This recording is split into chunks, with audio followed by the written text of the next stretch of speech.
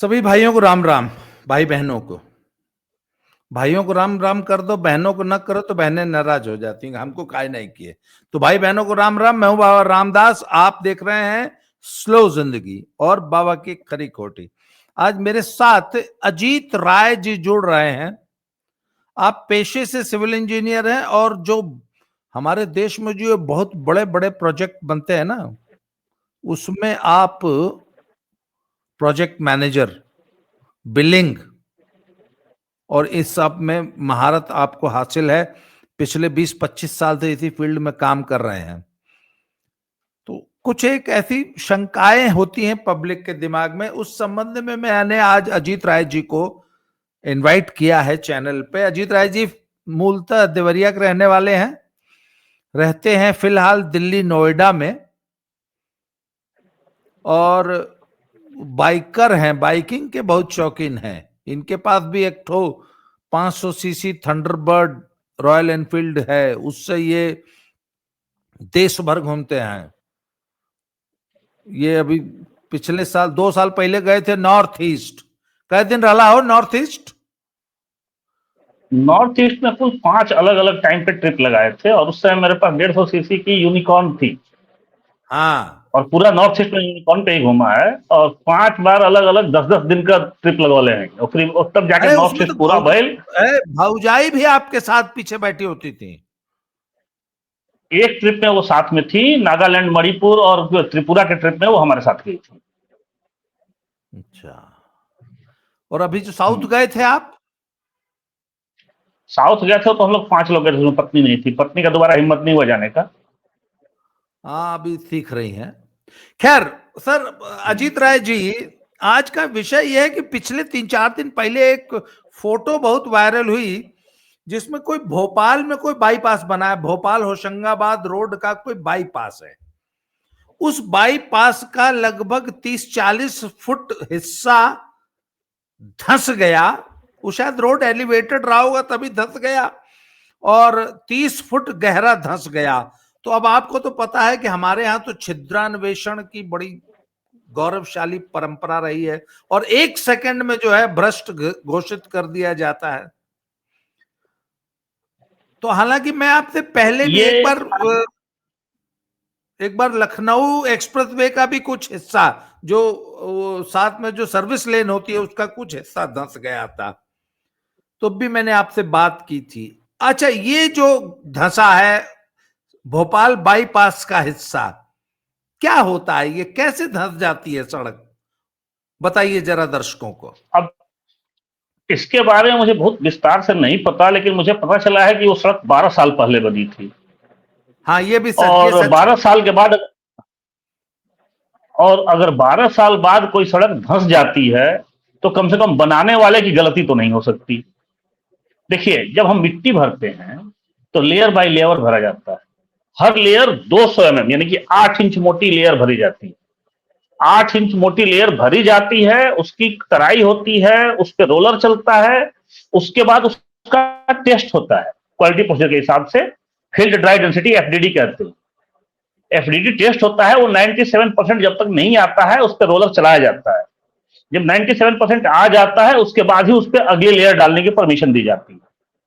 और कोई भी ठेकेदार, हर ठेकेदार के पास रोलर होता ही है, रोलर का ड्राइवर होता ही है, इंजीनियर होते हैं, क्वालिटी का इंजीनियर होता है। तो ठेकेदार इसमें लापरवाही क्यों करेगा? ठेकेदार को क्या लाभ होगा इस लापरवाही से? हद से हद होगा तो रोलर का डीजल बच जाएगा। तो अब तक जीवन में ऐसे चिंदी ठेकेदार से मेरा पाला तो नहीं पड़ा है कि कोई ठेकेदार डीजल बचाना चाहे, वो भी रोलर न चला, सब कुछ होते हुए। क्योंकि सड़क बनने के बाद हैम सिस्टम में कहें तो 15 साल तक ठेकेदार मेंटेन करता है। ईपीसी में 3 साल तक ही होता है, या फिर कॉन्ट्रैक्ट में लिखा होता है कितने साल का। लेकिन हैम एक सिस्टम आजकल गडकरी जी का फेवरेट हुआ पड़ा है, जिसमें 15 साल तक उसी ठेकेदार को मेंटेनेंस भी करनी होती है। क्योंकि अगर 100 रुपए की सड़क है बता दीजिए तो 40 हैम का full form. Hybrid hybrid annuity mode. इसमें होता यह है कि जब कंस्ट्रक्शन चल रहा होता है तो कंस्ट्रक्शन पूरा होते होते ठेकेदार को 100 रुपए में केवल 40 रुपए का भुगतान होता है। बाकी जो 60 रुपए रह गए वो हर 6 महीने पर 2% अगले 15 साल तक मिलता है, इंटरेस्ट जोड़ के। काफी बड़ा अमाउंट होता है और कोई भी ठेकेदार रिस्क नहीं उठा सकता ऐसी चीजों के लिए। आप एक लखनऊ का एक्सप्रेस हाईवे कह रहे थे कि अंडुलेशन आ गया है, उसका सिर्फ यही कारण है कि 97% एफडीडी तक उसकी रोलिंग नहीं की गई, और इसके पीछे कोई भ्रष्टाचार नहीं होता है। इसके पीछे नेताओं का प्रेशर होता है कि हमको अपना फोटो दिखाना है, जल्दी करो जल्दी करो। और उस जल्दी करो के चक्कर में 95 92 को भी मतलब क्लाइंट कहता है चलो ठीक है हम संतुष्ट है, अगली लेयर डालो, तो अगली लेयर डाल दी जाती है। नतीजे में 1 से 2 साल के अंदर उसमें अंडुलेशन आ जाते हैं, और वो भी ठेकेदार को अपने खर्चे पे ठीक करना पड़ता है। लेकिन ये जो क्या कहते हैं कि एनएचएआई के ठेकेदार के बारे में बता रहा हूं, जो सड़क धसी है वो पीडब्ल्यूडी की है, उसके बारे में नहीं जानता कि पीडब्ल्यूडी के इंजीनियर कितने ईमानदार हैं और कितने भ्रष्ट हैं। लेकिन अगर निर्माण में भ्रष्टाचार हुआ होता। पीडब्ल्यूडी की सड़क है, इसका मतलब गडकरी ने नहीं बनाई है वो सड़क, और वैसे भी 12 साल पुरानी है, तब गडकरी नहीं थे। हाँ, तो अगर पीडब्ल्यू, मेरे ख्याल से भोपाल इंदौर रोड जो है, भोपाल इंदौर हाईवे की शायद एक लेन है मेरे ख्याल से, तो भोपाल इंदौर हाईवे जो है स्टेट गवर्नमेंट की है, सेंट्रल गवर्नमेंट की है ही नहीं। जी, सही कह रहे हैं। अच्छा, चलिए उसमें भी मान लें, आपने कहा एलिवेटेड पार्ट है जो धंस गया है। जो एलिवेटेड पार्ट होता है, मिट्टी भरी जाती है तो साइड में कंक्रीट के ब्लॉक्स पतले पतले मतलब टाइल जैसे लगे होते हैं, आपने देखा होगा बगल से गुजरते हुए, टाइल जैसे ब्लॉक्स लगे होते हैं, एक के ऊपर एक, बीच में मिट्टी भरी होती है। अब वो अपनी जगह पे टिकते कैसे हैं?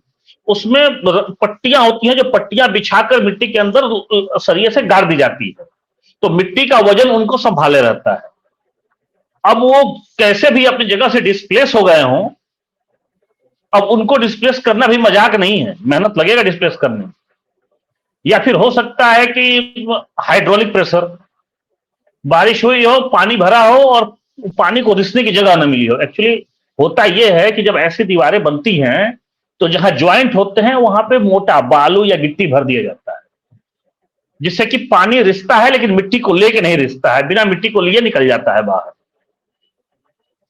आपने देखा होगा दीवार में गोल गोल छेद बने होते हैं, जहां मतलब ये आरी वाली बात नहीं कर रहा हूं, जहां पक्की दीवार बनी होती है उसमें गोल गोल छेद बने होते हैं, उनको वीप होल कहते हैं, यानी रोने वाले छेद, यानी कि जो भी पानी है रिस रिस के उस छेद से बाहर निकल जाए, क्योंकि हाइड्रोलिक प्रेशर बहुत तगड़ा होता है और वो किसी भी चीज को तोड़ सकता है, आरसीसी की दीवार को भी तोड़ सकता है।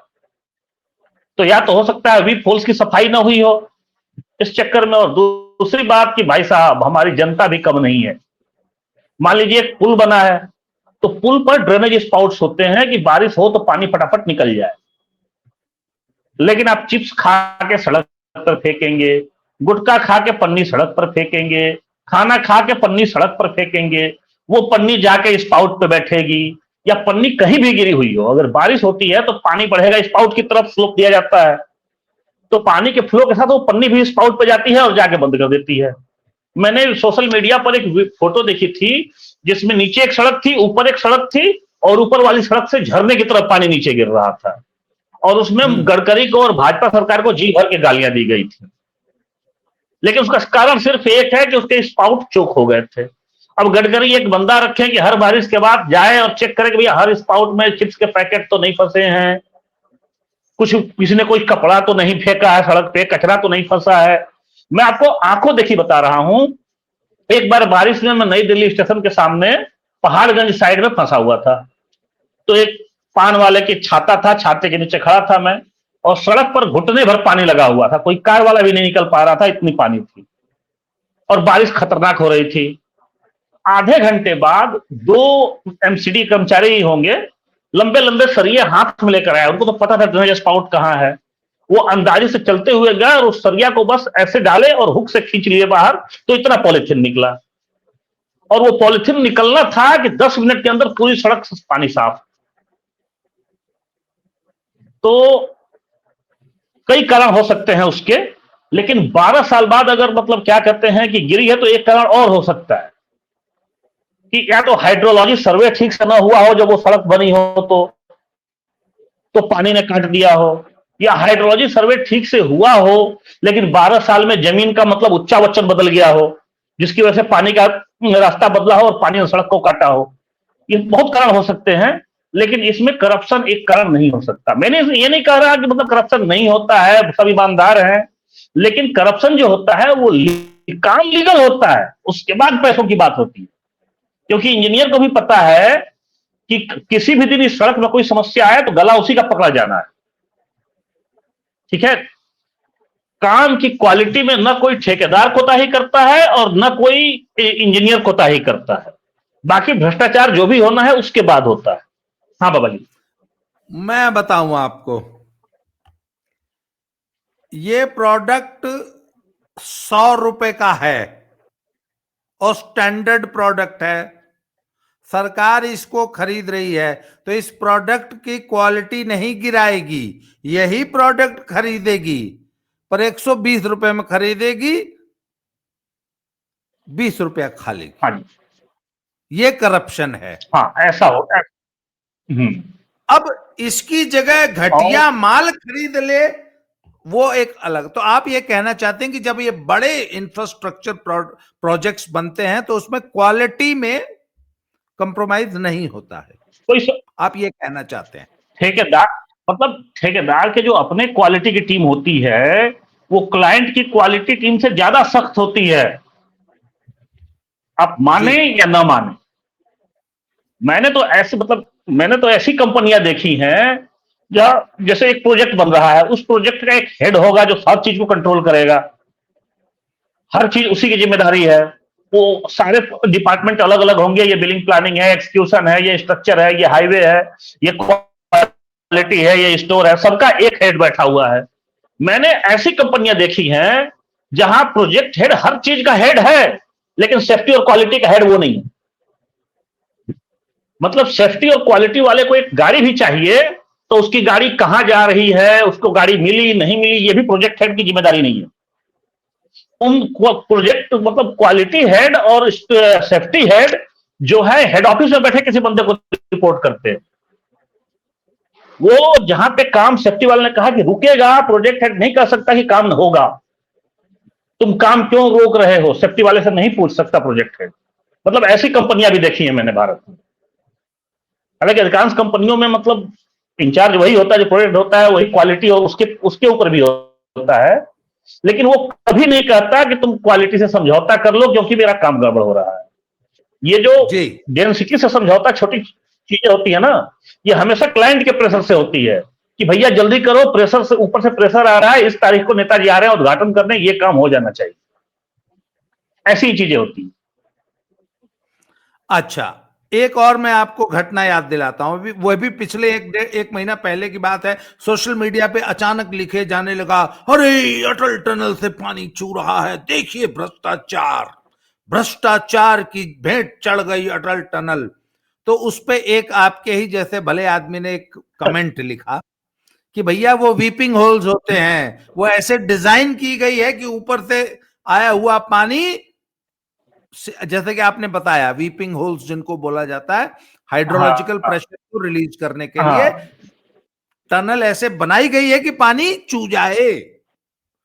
जी हाँ, ये तो हाइड्रोलिक प्रेशर बहुत तगड़ी चीज है। आप देखते हैं जितनी भी बड़ी बड़ी मशीनें चलती हैं, बुलडोजर से लेकर और बड़ी बड़ी क्रेन्स तक, सारे हाइड्रोलिक प्रेशर से ही चलती हैं। उनका इंटरनल सिस्टम सारा हाइड्रोलिक होता है। ठीक है, तो सोच लीजिए कि हाइड्रोलिक प्रेशर में कितनी ताकत होती है। पानी सही जगह ट्रैप हो जाए तो कितना ही मोटी कंक्रीट की दीवार हो, टूटने में टाइम नहीं लगेगा पानी के प्रेशर से।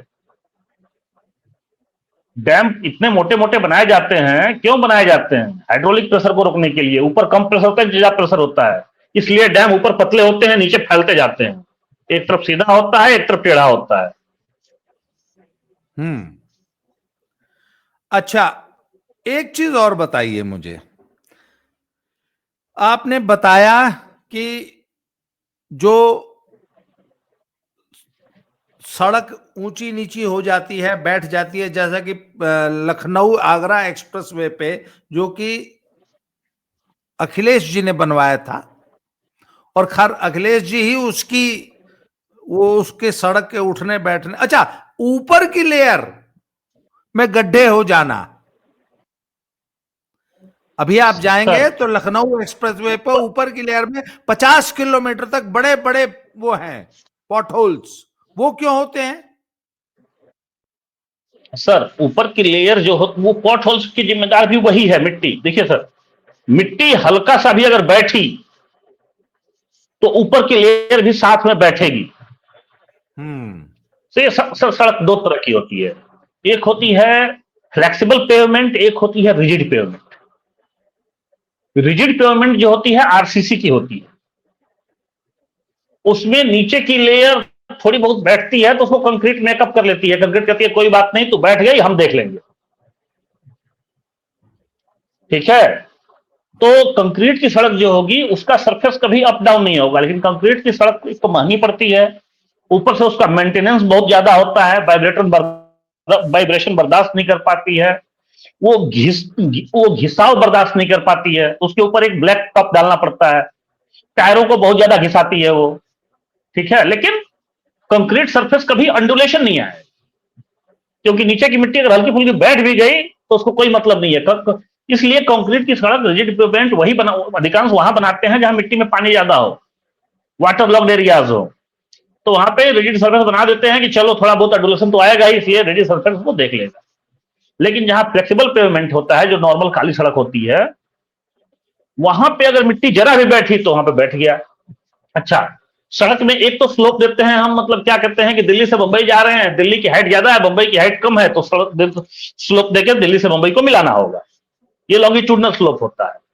दूसरा स्लोप होता है क्रॉस स्लोप। एक सड़क है, बीच में ऊंची रहेगी, किनारे नीची रहेगी, ऐसे कैम्बर कहते हैं उसको। वो स्पेशली विशेष रूप से पानी निकालने के लिए होती है, कि पानी बरसे किनारे चला जाए।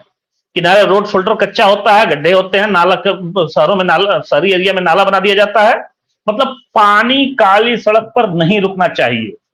आपने देखा होगा राजस्थान में सड़कें बड़ी अच्छी होती हैं, एक बार बन जाए फिर दसियों साल चलती हैं, कोई टेंशन नहीं रहता है। क्यों? क्योंकि वहां बारिश बहुत कम होती है। जहां पानी नहीं है वहां पर काली सड़कें अजर अमर हैं, उनका कुछ नहीं हो सकता।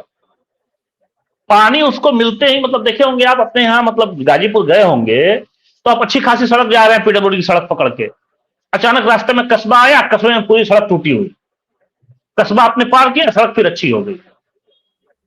ध्यान दिया है आपने इस बात पे?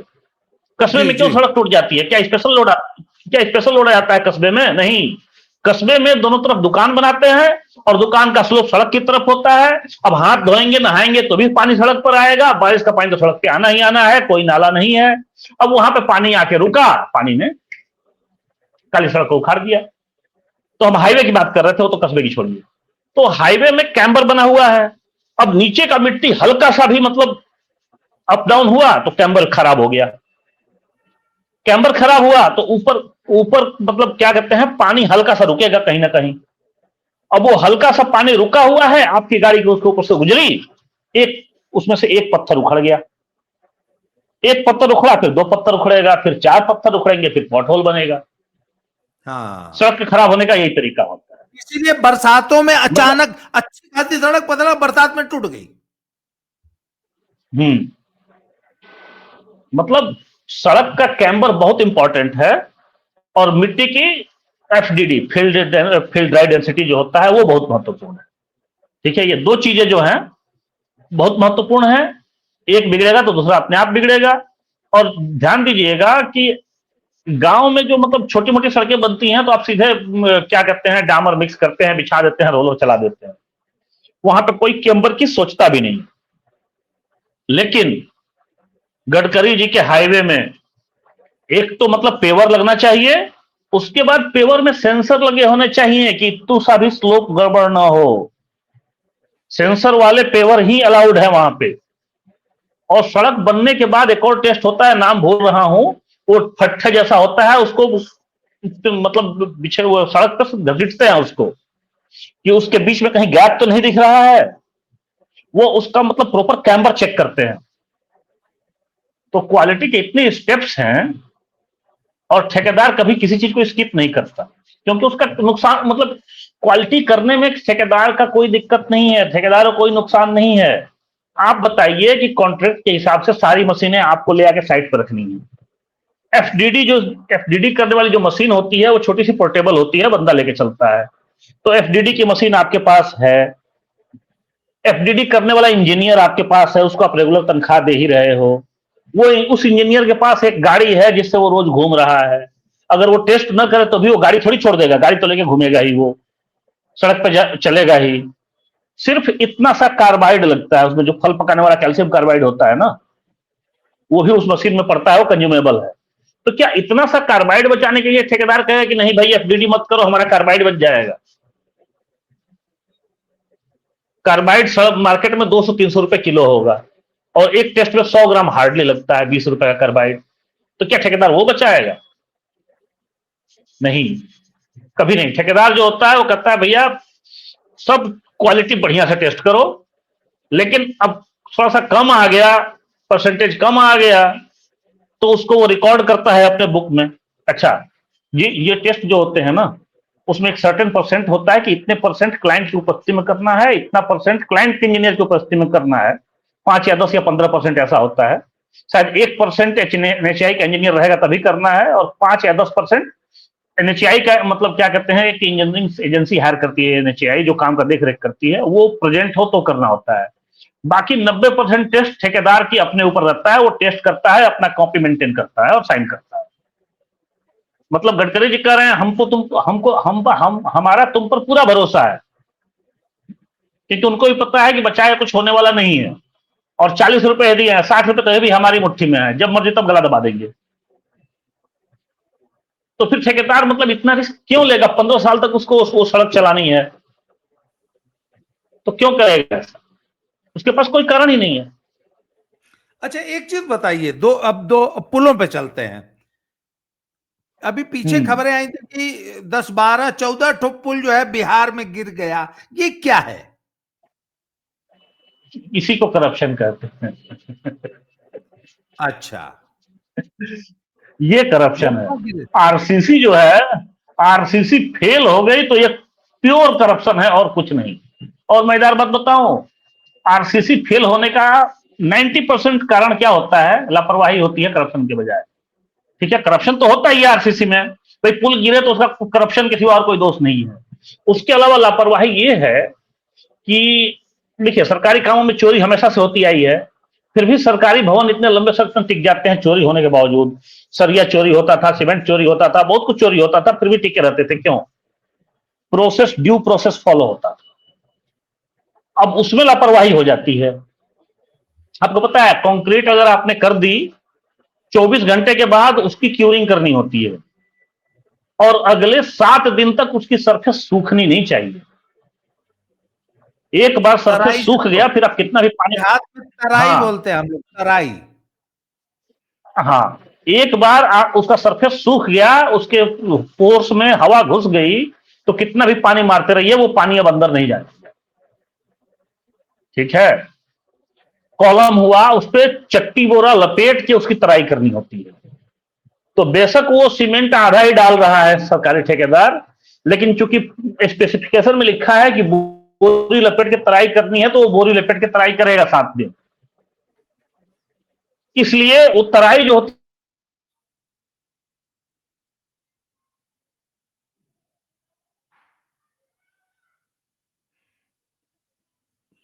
हम्म,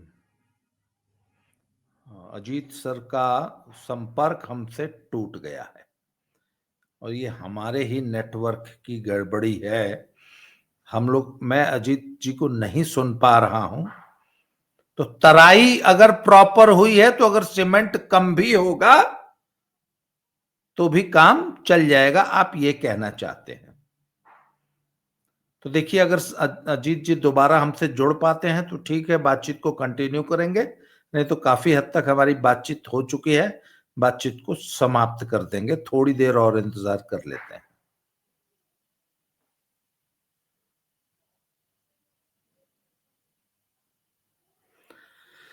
तो आज की बातचीत को समाप्त कर देते हैं। अजीत जी से हमारा संपर्क टूट गया है। कहने का मतलब ये था कि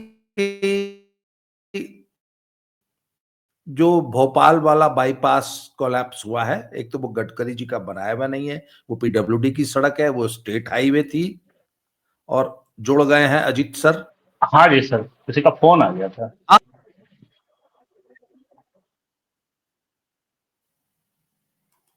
हाँ, वाईफाई जी आ गया हाँ, मेरा अब। जी कंटिन्यू कीजिए, हाँ जी, अपनी बात तो को हम कहाँ थे? कंक्लूड करिए। तो तराई जो है ना वो मैटर करती है, और तराई में ही अगर तराई में लापरवाही हो गई तो आपने सीमेंट बहुत बढ़िया मिलाया हो, 10% एक्स्ट्रा भी मिलाया हो, स्ट्रेंथ आधी रह जाती है। तो हम्म। क्या कहते हैं कि तराई में लापरवाही बड़ा कारण होती है, लेकिन जो बिहार में पुल गिरे हैं वो प्योर करप्शन है। आपने रेनफोर्समेंट स्टील चुराया होगा, आपने पक्का क्या कहते हैं कि सीमेंट चुराया होगा, महीन रेत यूज किया होगा, फाइनेंस मॉड्यूल सही नहीं होगा, इसमें कोई मतलब अगर आरसीसी फेल होता है ना तो उसके लिए कोई एक्सक्यूज नहीं है, वो करप्शन ही है। जैसे खैर वो बनारस में सारे याद के है एक बार सारे, पुल, बनारस हाँ बनारस। बनारस में पुल पुल गिरा था, वो लापरवाही थी, वो करप्शन नहीं था, वो सेफ्टी वालों की लापरवाही थी। इरेक्शन करते समय उनकी क्रेन फेल हुई थी। तो जी। जब आप इरेक्शन करते हैं तो ट्रैफिक कैसे जाने दे सकते हैं सर? हमने तो कभी नहीं देखा नीचे से ट्रैफिक जाते हुए, क्या कहते हैं कि बीम इरेक्ट करते हुए, तो फिर वो तो लापरवाही थी। हाँ सर, कहिए। तो अच्छा, बनारस में एक और, जो ये रामनगर वाला पुल, लंका से वो रामनगर को पुल जाता है, उसका पिलर 2-3 बार टेढ़ा हो गया, बना बनाया पिलर। ये क्यों हो जाता है? पिलर कैसे टेढ़ा हो जाता है? मनुष्य प्रकृति से लड़ता रहता है, कभी प्रकृति जीतती है, कभी मनुष्य जीतता है। आप मिट्टी सॉइल सॉइल के टेस्ट किए, नदी के अंदर पंप में सॉइल की बेरिंग कैपेसिटी क्या है, कैसी मिट्टी है, उस हिसाब से डिजाइन किए, आपने पुल बना दिया। अब गंगा जी के मूड में आया, यहां से धार मारी, पिलर के नीचे की मिट्टी आधी गायब, उसमें आप क्या कर लेंगे? अगर आरसीसी टूट गई हो, आरसीसी में दरार आ गई हो, तो चोरी है। आरसीसी के नीचे की मिट्टी ही गायब कर दिया गंगा जी ने, तो उसमें आप क्या कह सकते हैं? कौन चुरा ले गया मिट्टी पिलर के नीचे से? पिलर टेढ़ा तभी होगा जब मिट्टी कट गई हो, मिट्टी भस गई हो। उसके बाद आप कितनी जगह की मिट्टी टेस्ट करेंगे? आपने एक जगह मिट्टी मतलब जहां पे पिलर बनना है मिट्टी टेस्ट कर ली, उसके 2 फुट बगल में ही बालू भरा हुआ हो, आपको क्या पता? भाई मिट्टी के अंदर क्या है किसी को नहीं पता।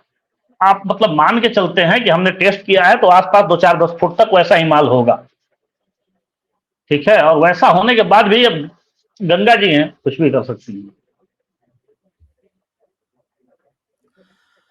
तो आज बहुत सारी शंकाओं का आपने समाधान किया, और ऐसे बहुत से सवाल सर आते रहते हैं। और देखिए, हम हमारा ये वीडियो बनाने का उद्देश्य ये बिल्कुल नहीं है कि हम ये कह रहे हैं कि भारत में करप्शन नहीं होता है बहुत भ्रष्टाचार है। मैंने कब कहा जी। करप्शन नहीं होता है भाई? एनएचआई के इंजीनियरों को लिफाफा पहुंचता है, मैंने खुद पहुंचाया हुआ है, ठीक है? कुछ लोग मना भी कर देते हैं कि हम नहीं लेंगे, हमारा काम ठीक से करो, ठीक है? कुछ लोग मतलब पूछ लेते हैं कि भैया अब तक लिफाफा नहीं आया, क्या हो गया? तो एनएचआई भी क्यों, जो इंजीनियरिंग एजेंसी हायर करते हैं एज ए अथॉरिटीज इंजीनियर, उनको भी लिफाफा जाता है, लेकिन लिफाफा क्वालिटी की कीमत पर नहीं जाता है, ये हमेशा याद रहे। समय से बिल प्रोसेस हो जाए, पेमेंट टाइम से आ जाए, सीओएस हम्म। हमारा सही से अप्रूव कर दें, 10 रुपये बढ़ा के अप्रूव कर दें। सीओएस होता है, मान लीजिए कि एक हाईवे बन रहा है 1200 करोड़ का, बीच में नेताजी आ गए कि मेरे गांव के सामने एक ओवरब्रिज बनेगा ताकि हमारे आदमियों को नीचे से आने जाने में कोई दिक्कत ना हो। तो एनएचएआई कहेगी भैया बना दो, नेताजी कह रहे हैं, तो हम कहेंगे कि एक बनाएंगे statement, COS change of scope, कि ये ब्रिज बनाने में इतना एक्स्ट्रा खर्चा आ रहा है, ये पैसा दीजिएगा तो बनाएंगे, ठीक है? उसमें थोड़ा बहुत कम ज्यादा करवाने के लिए, ठीक है, वो समय से पास हो जाए ताकि ये कर सकें। इस या फिर मतलब कोई हिस्सा मतलब कैंसिल हो गया कि ये नहीं बनना है, तो उसका पैसा काटने के लिए भी चेंज ऑफ स्कोप बनता है, तो उसका कम से कम पैसा कटे। मतलब ये टेक्निकल चीजों में मतलब आसानी रहे, इसके लिए लिफाफे जाते हैं। साइट पे कोई मरम्मत नहीं होता सर, साइट पे कोई मरम्मत नहीं है, साइट पे कोई किसी का है ही नहीं।